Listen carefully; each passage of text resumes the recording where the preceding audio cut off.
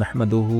ওয়া নুসাল্লি আলা ৰাসূলিহিল কাৰীম আম্মা বা'দ। সম্মানিত সামিনে কেৰাম, আল্লাহ তাবাৰক ওয়া তাআলাৰ বহুত ডাঙৰ ইহসান যে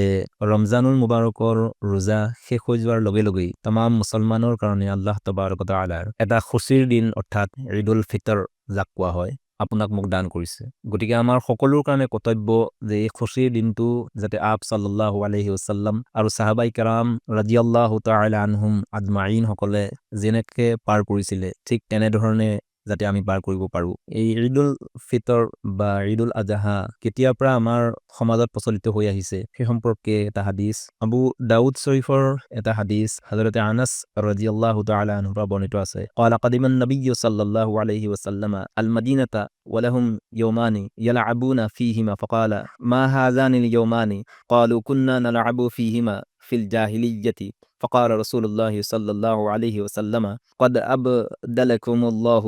بهما خيرا মিনহুমা ইয়াউমুল আদহা ওয়া ইয়াউমুল ফিতর। হাদিসৰ খোলাসা হল এনেকুৱা যে হযৰত আনাস ৰাদিয়াল্লাহু তাআলা পৰা বৰ্ণিত আছে যে আল্লাহৰ নবী সাল্লাল্লাহু আলাইহি ওয়াসাল্লামই যেতিয়া মক্কাৰ পৰা হিজৰত কৰি পেলাই মদিনালৈ গৈছিলে তেতিয়া মদিনাত বহুত আগৰ পৰাই বহুত সংখ্যক মানুহে ইছলাম কবুল কৰিছিলে। গতিকে তেওঁলোকে দুটা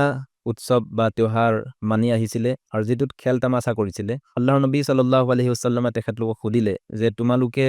যে যি দুটা দিন উৎসৱ বা त्योहार হিচাপে মানি আহিছা ইয়াৰ কি হেছিয়ত বা হকিকত আছে বা ইয়াৰ আসলিয়ত কি হয়। তেতিয়া তেওঁলোকে আৰ্জ কৰিলে যে আমি জাহিলিয়তৰ জামানাৰ পৰাই ইয়ানি ইছলাম কবুল কৰাৰ আগৰ পৰাই দুটা উৎসৱ মানি আহিছো আৰু সেই নিয়মে আমাৰ মাজত প্ৰচলিত হৈ আহিছে। আল্লাহৰ নবী সাল্লাল্লাহু আলাইহি ওয়াসাল্লামই ফৰমালে যে তোমালোকক ইয়াৰ বদল দুটা উত্তম দিন মুকৰৰ কৰি দিয়া হ'ল আৰু এতিয়াৰ পৰা তোমালোকৰ কাৰণে এই দুটা দিনেই কৌমি আৰু মাযহাবী উৎসৱ হিচাপে পালন কৰিবা, অৰ্থাৎ ঈদুল আজহা আৰু ঈদুল ফিতৰ। গতিকে তেতিয়াৰ পৰা এতিয়ালৈকে মুছলমান সমাজে এই দুটা দিনক ঈদ হিচাপে মানি আহিছে। এতিয়া আহোঁ যে এই ঈদৰ দিনাখন আমাৰ কাৰণে কিখিনি সুন্নত বা মুস্তাহাব আছে এই সম্পৰ্কে দুই এটা কথা আলোচনা কৰোঁ। প্ৰথমতেই যে সেইদিনাখন ঈদৰ দিনাখন গোসল কৰা, মিছৱাক কৰা, নতুন কাপোৰ পিন্ধা বা যদি নতুন কাপোৰ নাথাকে তেতিয়াহ'লে যিবিলাক কাপোৰ নিজৰ ওচৰত মজুদ আছে তাৰ ভিতৰত আটাইতকৈ যিযোৰ ভাল কাপোৰ ধুই পেলাই তৈয়াৰ কৰি লোৱা পিন্ধিবৰ কাৰণে, তাৰপিছত খুশবু লগোৱা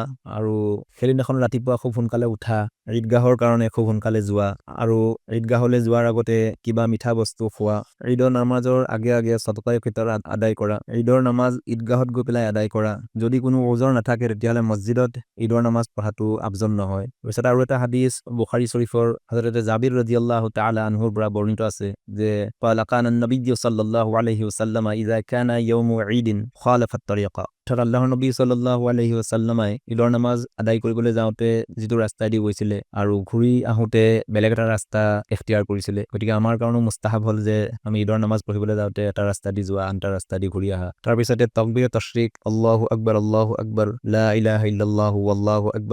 আকবাৰ ওয়ালিল্লাহিল হামদ মনে মনে পঢ়ি পেলাই যোৱা ঈদগাহলৈ যাওঁতে। এতিয়া আহোঁ যে ঈদৰ সম্পৰ্কে জৰুৰী যিখিনি মাসাইল আছে এই সম্পৰ্কে আলোচনা কৰা। ঈদৰ নামাজৰ পিছত ইমাম সাহেবৰ কাৰণে খুতবা যি দিয়ে এইটো এটা সুন্নত আমল হয়, যদি নিদিয়ে তেতিয়াহ'লে খিলাফে সুন্নত হ'ব। কিন্তু যেতিয়া খুতবা আৰম্ভ হৈ যাব তেতিয়া বাকী যিসকল মজুদ থাকে সেইসকলৰ কাৰণে খুতবা শুনাটো ৱাজিব হয়। যদি কিবা কাৰণত আৱাজ কাণলৈকে পहुঁচি নাযায় তথাপিতো কাৰণ মাজমুৱা যিহেতু বহুত ডাঙৰ থাকে গতিকে নুশুনিলেও আমি সেই ইমাম সাহেবৰ খুতবাৰ ফালে ধ্যান দি পেলাই মনোযোগেৰে সৈতে শুনাৰ কাৰণে চেষ্টা কৰিব লাগে আৰু কোনো ধৰণৰ বেলেগ দুনিয়াবী কথা কাম কাজ ইত্যাদি পতা বা আলোচনা কৰাটো অশোভনীয় আৰু গুনাহৰ কাম। গতিকে আমাৰ কাৰণে উচিত যে আমি সেই সময়ত মনে মনে থাকিব লাগে। তাৰপিছত এটা গুৰুত্বপূৰ্ণ